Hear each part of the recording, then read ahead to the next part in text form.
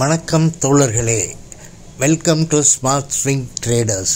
நாம் போடுற வீடியோக்களை நீங்கள் தொடர்ந்து பார்க்குறதுக்கு சப்ஸ்கிரைப் பண்ணிட்டு பாருங்கள். ஸ்விங் ட்ரேடிங் என்பது பங்கு சந்தையில் ஒரு குறுகிய கால முதலீட்டு முறையாகும். இதில் பங்குகளை சில நாட்கள் முதல் சில வாரங்கள் வரை வைத்திருக்கலாம். ஸ்விங் ட்ரேடிங் எப்படி செயல்படுகிறது? 1. Technical analysis. வர்த்தக முடிவுகளை எடுக்க சார்ட் பேட்டர்ன்ஸ், சப்போர்ட் மற்றும் resistance levels, moving averages RSI, MACD போன்ற தொழில்நுட்ப அறிகுறிகள் பயன்படுத்தப்படுகின்றன. 2. Short term holding.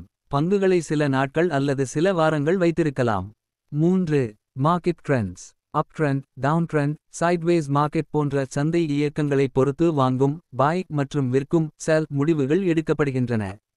4. Risk management. Stop loss மற்றும் டார்கெட் பிரைஸ் அமைப்பதன் மூலம் இழப்பை கட்டுப்படுத்தலாம். 5. Volatility exploitation. சந்தையின் குறுகிய கால அதிர்வுகளை பிரைஸ் ஸ்விங்ஸ் பயன்படுத்தி லாபம் சம்பாதிக்கலாம். ஸ்விங் ட்ரேடிங் யாருக்கு பொருத்தமாகும்? தினமும் சந்தையை கண்காணிக்க அதிக நேரம் செலவிட முடியாதவர்களுக்கு, குறுகிய கால முதலீட்டில் நல்ல லாபம் காண விரும்புபவர்களுக்கு, டெக்னிக்கல் அனாலிசிஸ் புரிந்து கொள்ளும் திறன் உள்ளவர்களுக்கு. ஸ்விங் ட்ரேடிங் முறையை பயன்படுத்தி ஸ்டாக்ஸ், ஆப்ஷன்ஸ், ஃபாரெக்ஸ், கமாடிட்டீஸ் போன்ற பல இன்ஸ்ட்ருமெண்ட்களில் வர்த்தகம் செய்யலாம். ஸ்விங் ட்ரேடிங் நன்மைகள் 10 குறிப்புகள். 1. குறைந்த நேர பங்கு கண்காணிப்பு. இன்ட்ரடே ட்ரேடிங் போல நிரந்தரமாக சந்தையை கவனிக்க தேவையில்லை. 2. டெக்னிக்கல் மற்றும் ஃபண்டமெண்டல் அனாலிசிஸ் பயன்பாடு. இரண்டும் இணைந்து பயன்படும் படியாக ஷேர்களின் குவாலிட்டி மற்றும் பிரைஸ் மூவ்மெண்ட்ஸ் மதிப்பீடு செய்வது. 3.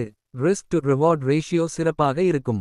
ஸ்டாப் லாஸ் மற்றும் டார்கெட் பிரைசஸ் அமைத்தால் நல்ல ரிஸ்க் ரிவார்ட் மூலம் லாபம் கிடைக்கலாம். 4. சந்தை திசை எந்த வகையாக இருந்தாலும் வாய்ப்பு. புல்லிஷ் ஏற்றம் மற்றும் பேரிஷ் இறக்கம் இரண்டிலும் வர்த்தகம் செய்யும் வாய்ப்புகள். 5. லீவரேஜ் அதிகம் பயன்படுத்த வேண்டிய அவசியம் இல்லை. இன்ட்ரடே போல் அதிகமான லீவரேஜ் இல்லாமல் ட்ரேடிங் செய்யலாம், இதனால் கேபிட்டல் சேஃப்டி அதிகம். 6. Time flexibility. முழு நேர வேலையின் போது கூட சுயமாக ட்ரேட் செய்ய முடியும். 7. Less stress compare to intraday. Intraday trading போல உடனடி முடிவுகள் எடுக்க வேண்டிய அழுத்தம் இல்லை. 8. Compounding benefit. சிறிய ஸ்விங்ஸ் இல் தொடர்ந்து லாபம் சேர்த்து பெரிய லாபம் உருவாக்கலாம். 9.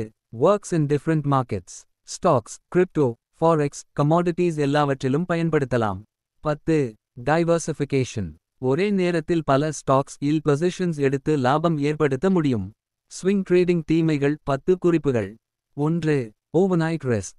மார்க்கெட் கேப் அப்ஸ் மற்றும் கேப் டவுன்ஸ் காரணமாக எதிர்பாராத நஷ்டம் ஏற்படும் வாய்ப்பு உண்டு. 2. புரோக்கரேஜ் மற்றும் டிரான்சாக்ஷன் ஃபீஸ் அதிகமாகலாம், ஃப்ரீக்வென்ட் ட்ரேடிங் காரணமாக சார்ஜஸ் அதிகமாகும். 3.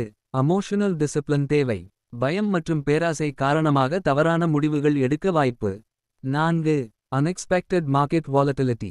சில நேரங்களில் டெக்னிக்கல் லெவல்ஸ் வேலை செய்யாது, எதிர்பாராத மார்க்கெட் மூவ்ஸ் ஏற்படும், அதனால் எதிர்பாராத நஷ்டம் ஏற்படும் வாய்ப்பு உண்டு. 5.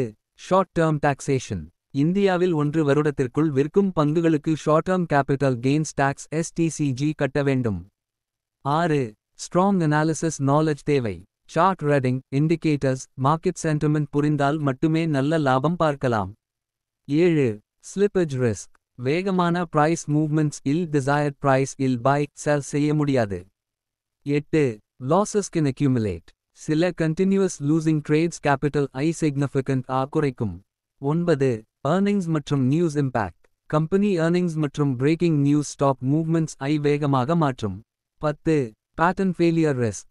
சில டெக்னிக்கல் பேட்டர்ன்ஸ் வேலை செய்யாமல் தவறாக மார்க்கெட் மூவ் ஆகலாம், அதனால் எதிர்பாராத நஷ்டம் ஏற்படும் வாய்ப்பு உண்டு. முடிவு: ஸ்விங் ட்ரேடிங் சரியான ஸ்ட்ராட்டஜியுடன் செய்தால் நல்ல லாபம் தரும். ஆனால் ஸ்ட்ராங் அனாலிசிஸ், டிசிப்ளின் மற்றும் ரிஸ்க் மேனேஜ்மெண்ட் இல்லையென்றால் நஷ்டமடைய வாய்ப்பு அதிகம்.